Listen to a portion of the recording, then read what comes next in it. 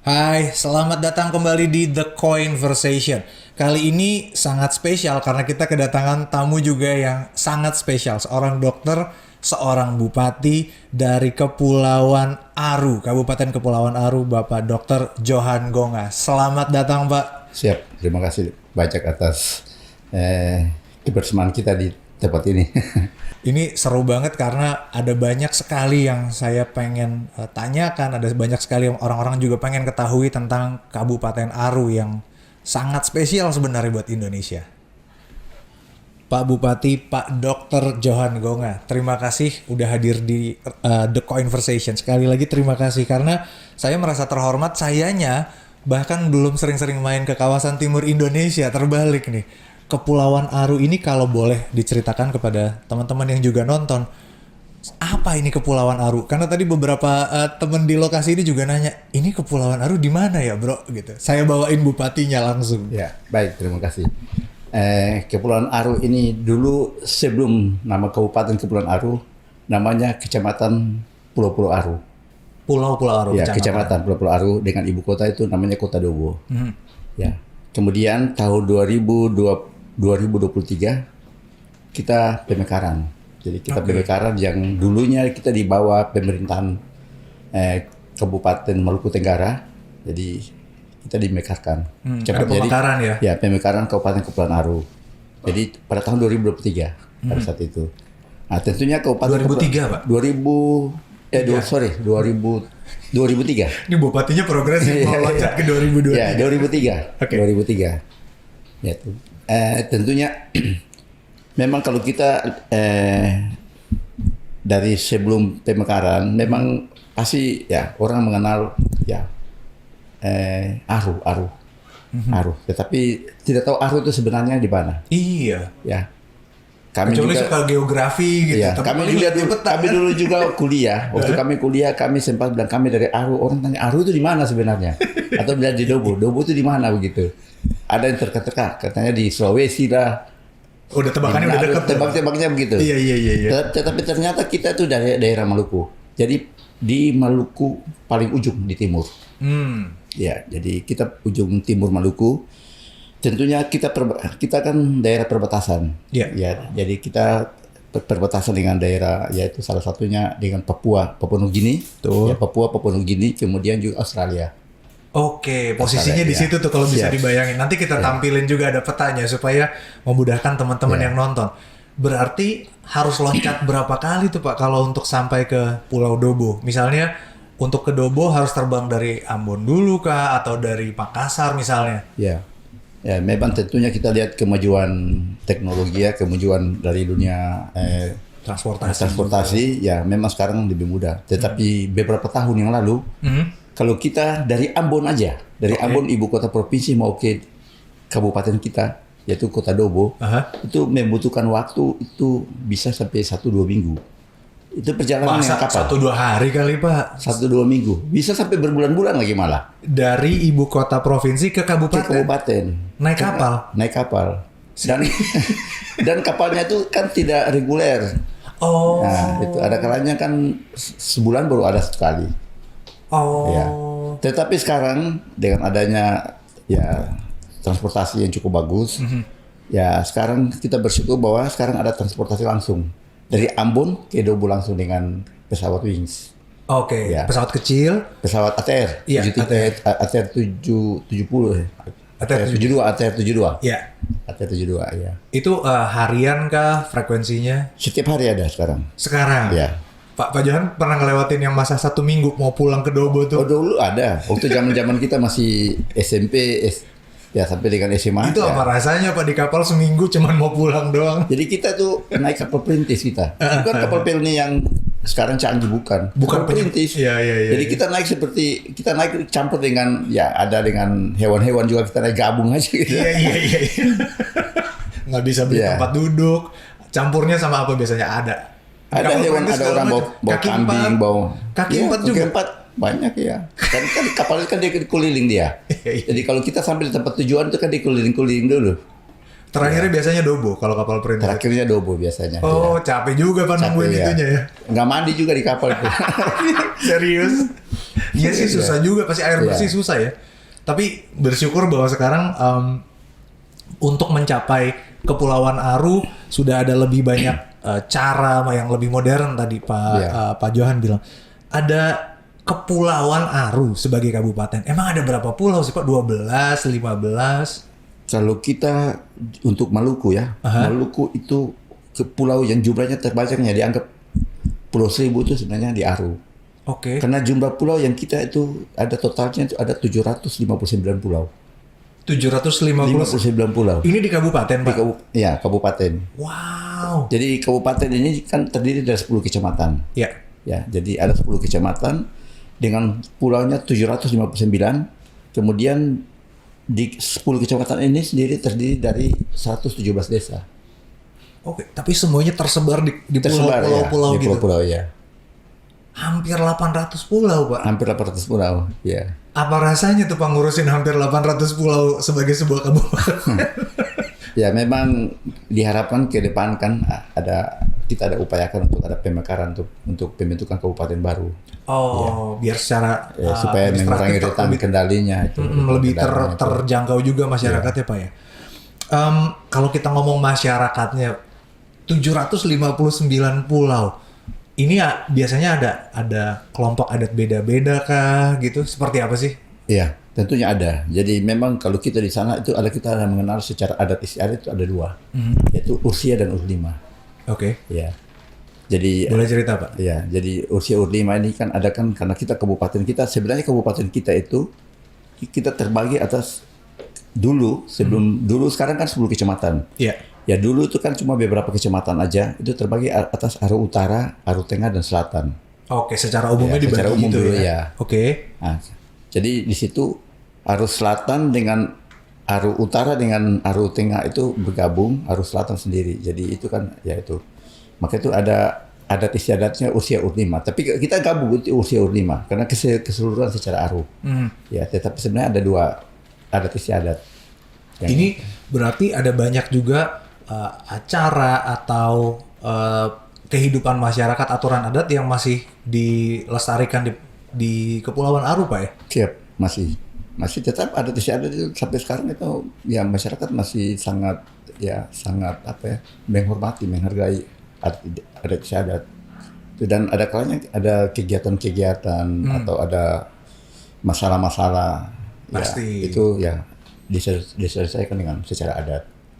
Itu agak ngeri sih kalau diselesaikan secara adat. Kadang-kadang entah harus membawa seserahan tertentu untuk perdamaian atau perbaikan gitu ya. Siap. Tapi yang menarik pasti festival atau acara-acara adat ini juga seru dong Pak. Rutin kah misalnya hanya di pulau tertentu atau ada yang ke laut? Cerita dong Pak. Memang biasanya kalau ada beberapa desa itu kalau ada kan kita kan sana kan ada 2 musim. Kita mengenal musim timur sama musim barat. Musim timur sama dan musim barat. Bedanya apa, Pak? Kalau musim timur itu kan angin dari timur. Oke. Ya, itu cuacanya itu kan dingin. Cuacanya dingin. Karena dia kan dari Australia. Iya. Angin dari Australia. Ada hujan nggak Pak kalau lagi musim timur biasanya? Timur barat sama hujannya. Pasti dia punya curah hujannya hampir mirip-mirip. Memang kalau musim barat itu kan cuacanya ekstrim. Musim barat sangat ekstrim. Tetapi pencarian masyarakat itu banyak kan di musim barat. Kenapa Pak? Karena musim barat itu kan kita di Aru ini kan daerah kepulauan. Jadi memang mata pencarian masyarakat itu banyak kan di perikanan. Iya. Nah, mereka dulu menyelam mutiara, kerang mutiara. Oh. Ya, sekarang kan banyak kan mereka kan ke ikan. Iya, fishery ya Pak ya, perikanan. Nah, kalau dulu menyelam kerang mutiara itu kan pada waktu barat itu kan airnya jernih. Ya, karena lebih terang gitu ya. Jadi pada saat sebelum mereka lakukan kegiatan penyelaman itu biasanya mereka lakukan ritual adat. Nah, ya pada bulan-bulan tertentu. Oke. Ya. Biasanya bulan apa Pak? Maksudnya musim barat ini nih? Biasanya bulan Oktober mulai. Oke. Ya. Oh justru agak kebalik ya memang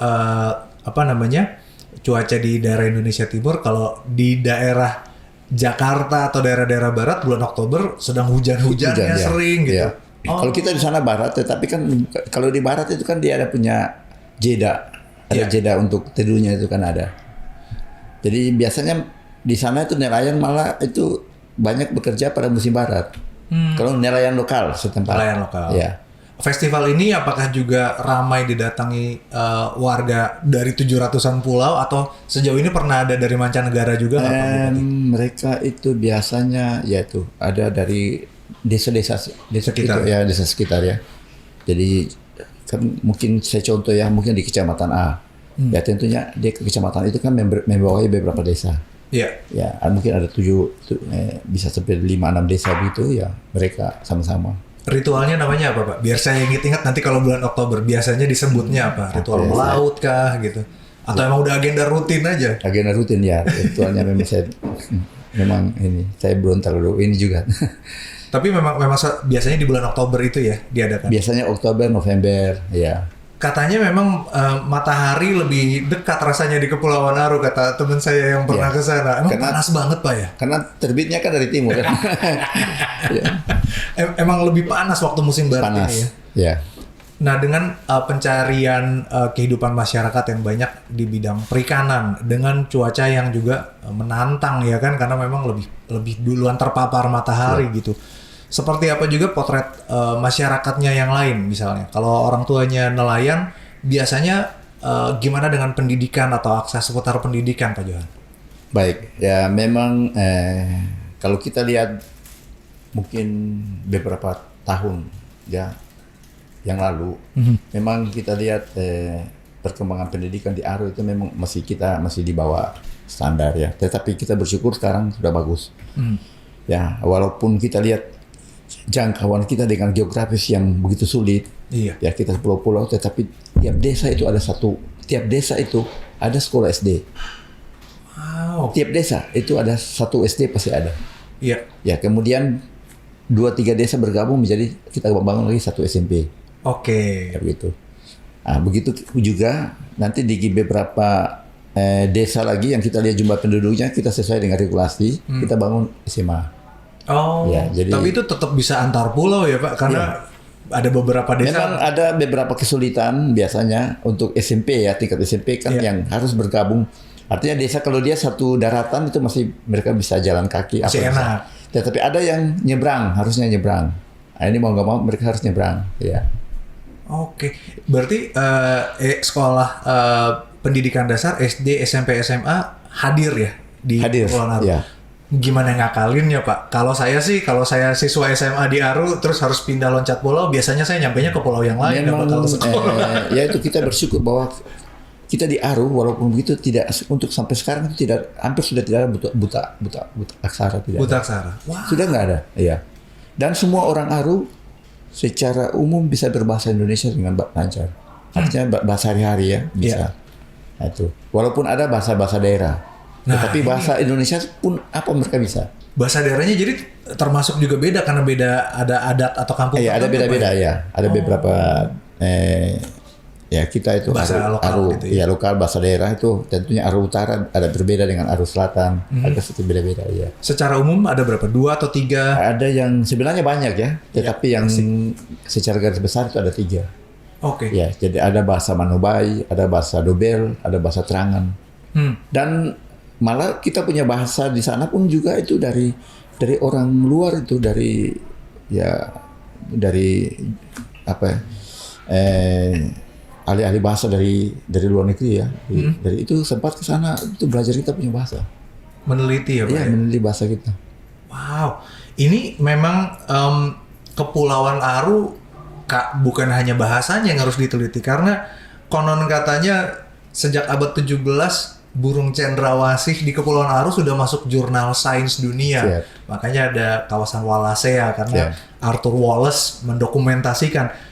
Boleh cerita nggak, Pak? Ini keindahannya sama sejarahnya berarti panjang memang di Kepulauan Aru, Pak? Iya, memang kita lihat karena Aru ini kita kan daerah timur yang memang kita dekat dengan Australia, kita dekat juga dengan Papua. Ya, tentunya kalau kita lihat secara dia punya satwa ya, baik hewan, baik satwa itu tentunya ada sedikit kemiripan. Pasti. Ya, tetapi kita ada sedikit perbedaan antara cendrawasih yang di Irian dengan yang Aru.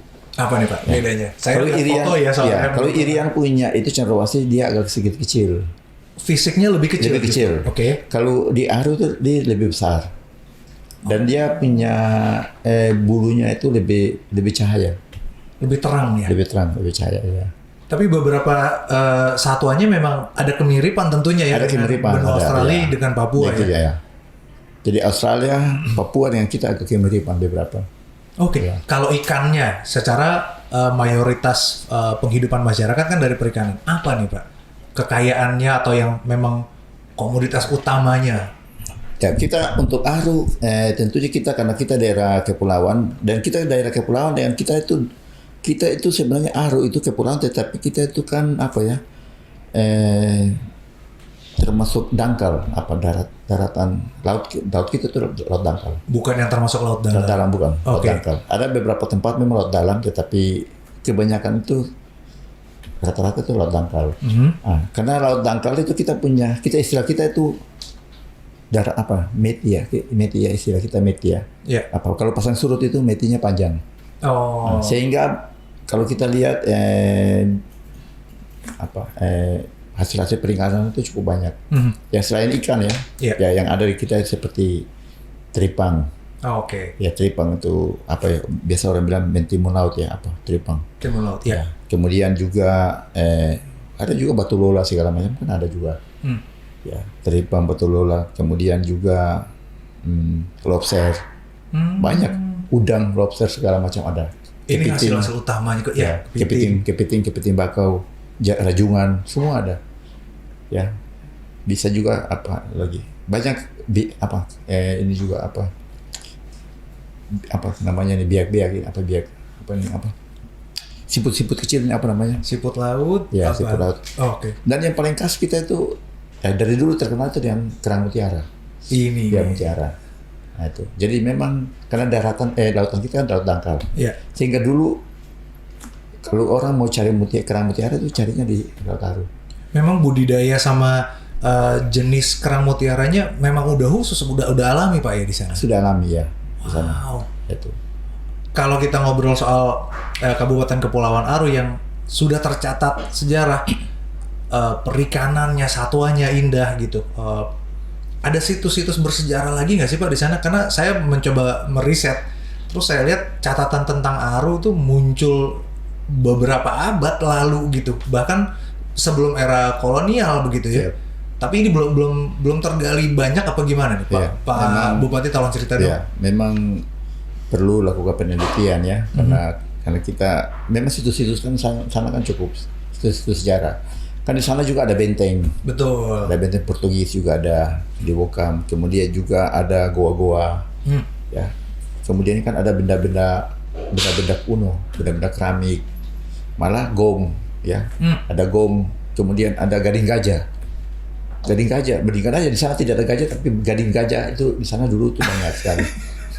Ini aneh juga karena memang Kepulauan Aru jadi bagian dari konstelasi utama waktu Portugis, Spanyol, dan Belanda hadir ke Indonesia Timur ya, Pak Bup ya, bener ya? Iya. Makanya ada benteng, lalu ada benda-benda itu tadi ya? Ada ya. Tapi ini memang ada terlestarikan, terjaga sama masyarakat atau gimana Pak? Ada di beberapa desa masih sampai sekarang terlestarikan. Jadi mereka itu ada istilah rumah adat. Oke. Ya, rumah adat itu ya masih ada ya kayak gong, ya benda-benda keramik, gading gajah. Itu masih ada banyak. Itu sih yang paling aneh buat saya, gading gajah ada di kepulauan tuh. Kepulauan Aru ya. Dan gading gajahnya itu sebesar itu, panjang-panjang itu. Oh iya, bukan kecil-kecil, bukan. Itu udah itu gajah yang udah punah mungkin ya juga. Ada catatannya nggak sih Pak? Mungkin misalnya dari keluarga yang menjaga benda-benda atau pusaka sejarah ini, ada nggak yang masih punya catatannya? Atau udah mulai melakukan? Mungkin perlu lakukan ini ya, perlu lakukan penelitian ya. Perlu ya. Ini seru sekali nih, saya siap banget menggali lebih banyak lagi sebelum siap diundang untuk hadir ke Aru juga nih Pak. Iya. Itu tadi obrolan kita sama Pak Dr. Johan Gongak, Bupati Kabupaten Kepulauan Aru. Tapi Pak Johan, kalau saya boleh minta, kita bikin satu kali lagi obrolan boleh nggak Pak? Karena saya masih banyak yang mau digali lagi nih tentang istimewanya Kabupaten Kepulauan Aru. Oke, siap. Kami bersedia dan kami akan kembali lagi. Benar ya Pak ya? Satu kali lagi ya? Satu kali lagi, siap. Siap. Jangan lupa untuk like dan subscribe atau tulis komen di bawah video ini untuk ikuti The Conversation berikutnya. Bye.